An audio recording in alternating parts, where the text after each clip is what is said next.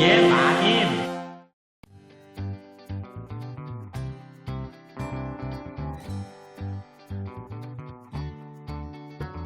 안녕하세요. 돌쇠 뉴스 시작합니다. 오늘 일본판 중앙일보 보도인데요. 제목은 한류붐 타고 동남아 영토 확장 한국 편의점입니다. 편의점 시장이 급속히 신장하고 있는 동남아에서 한류 순풍을 타고 한국 브랜드들이 점유율을 늘리고 있다는 뉴스인데요. 당황함을 감추려는 누리꾼들 반응이 흥미롭군요. 기사 내용과 반응 차례로 보겠습니다. 통 크신 구독, 좋아요. 한국 편의점들이 잇따라 해외에 진출하고 있다. 편의점 이마트24는 말레이시아 쿠알라룸푸르에 1호점을 24일 개장한다. 몽골, 베트남 등에 진출한 CU나 GS25의 뒤를 이어 이마트24도 해외 영토 확장에 나선 것이다. 1990년대 초반만 해도 국내 편의점 시장에 일본 업체들의 진출이 활발했다. 30여 년 만에 이제는 국내 편의점들이 경쟁력을 쌓아 해외 시장 공략에 나서고 있는 것이다. 이마트24는 말레이시아에 연말까지 10개, 5년 내에 300개 점을 열 방침이다. 이후에는 베트남과 인도네시아 진출도 계획하고 있다. CU와 GS25는 일찌감치 해외에 진출했다. GS25는 2018년 베트남 호치민에 1호점을 개장한 이후 현재 110개 점포를 운영 중이다. CU도 같은 해 몽골 울란바토르에 첫 진출한 후 현재 120개 점포까지 냈다. CU는 몽골에 이어 지난 4월 말레이시아에도 진출했다. 이마트24보다 2달 앞서 쿠알라룸푸르에 첫 매장을 냈다. 특히 몽골에서는 국내에서 1, 2위를 다투는 CU와 GS25가 수비 경쟁을 펼치고 있다. GS25가 지난 5월 울란바토르에 동시에 3개 매장을 낸 데 이어 이달 말까지 11호점을 개장한다. 또 공격적인 투자를 계속해 2025년까지 300개 점을 내겠다는 목표다. 이에 CU는 GS25가 장악한 베트남 시장 진출을 벼르고 있다. 한국 편의점 업계의 해외 진출이 줄을 잇는 이유는 우선 중앙 동남아시아에서 편의점 시장이 한참 성장하고 있기 때문이다. 편의점 업계에 따르면 국내 편의점 시장이 점포 수만 4만 5천 개가 넘을 정도로 포화 상태인 점도 해외로 나가는 이유다. 중앙 동남아의 뜨거운 한류 열풍도 편의점의 현지 진출 이유로 꼽힌다.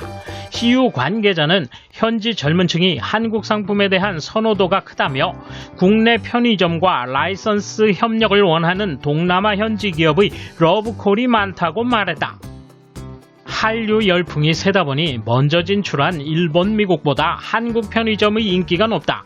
말레이시아에선 편의점 오픈 첫날 매장 밖 줄서기가 생겼고 매출 상위 1에서 10위가 현지 제품이 아닌 삼각김밥, 컵라면, 과자 등 한국 제품이었다. 편의점 업계의 한 관계자는 1990년대 초 일본 편의점이 한국에 진출을 했다면 지금은 한국 편의점이 동남아에 진출하는 상황으로 바뀌었다며 한국 편의점의 경쟁력이 그만큼 올라갔고 미리 진출해 있던 일본 편의점이 긴장하는 기색이 역력하다고 말했다. 이에 대한 일본 누리꾼 반응 보실까요? 주먹밥도 컵라면도 원래 한국 제품이 아니잖아요. 과자도 일본 제품의 무단 복사가 많죠. 한국은 타국에서 유래된 것으로 제3국에서 장사를 하다가 그걸 추궁당하면 핑계를 대 정당화하려고 합니다. 하지만 경영 및 판매 전략 프로그램도 아마 일본계 편의점의 모방이겠죠. 세븐일레븐, 패밀리마트, 로손의 3대 일본계 편의점의 아성이 그렇게 간단히 흔들릴 것 같지도 않습니다. 동남아에서도 조작 같은 수법으로 정착시킨 한국에 의한 한국을 위한 한류라는 것이 순풍을 탄 것은 분명하고 앞으로 불리한 전개가 되지 않도록 일본 경제 자본의 건투를 바랍니다. 한국의 편의점은 절대적으로 상품 개발이 취약하다. 한국에 가본 사람이라면 알겠지만 한국의 편의점은 그저 슈퍼가 작아진 것일 뿐이다. 상품 품질로 보면 한국의 편의점은 일본의 편의점에 못 미친다.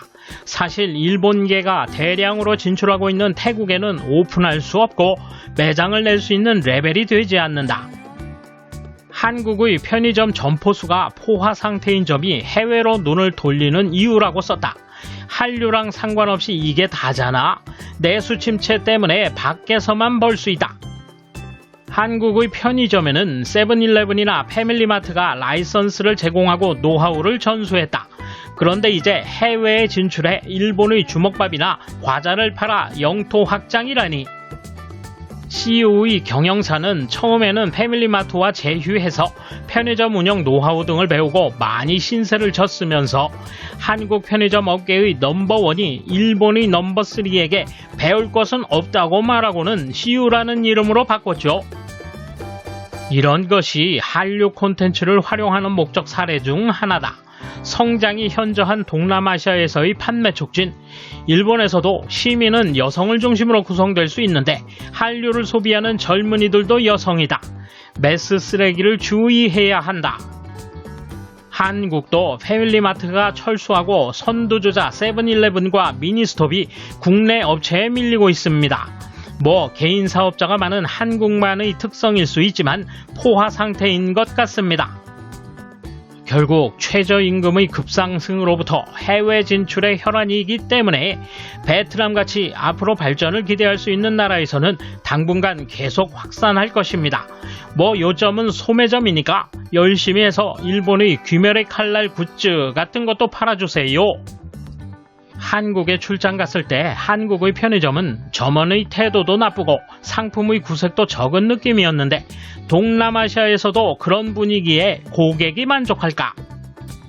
기능이 과도하게 많아 가격이 비싸진 일본 가전이 기능이 간단하고 가격이 싼 한국 가전에 당했던 상황은 되지 않겠지.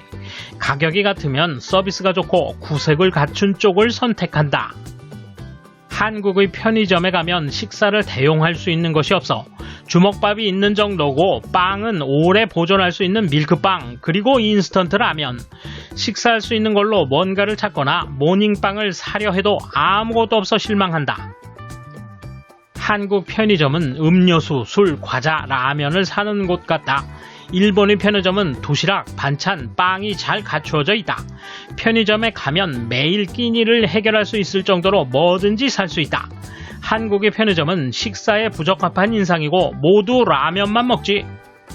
돌쇠 한마디. 그저 일본인의 눈으로만 판단하니 국제 흐름을 전혀 파악 못하죠. 우물한 개구리로 계속 살다 보니 편의점도 한국의 자리를 내주게 생겼군요. 감사합니다. 돌쇠 물러갑니다. 이번 소식은 여기까지입니다.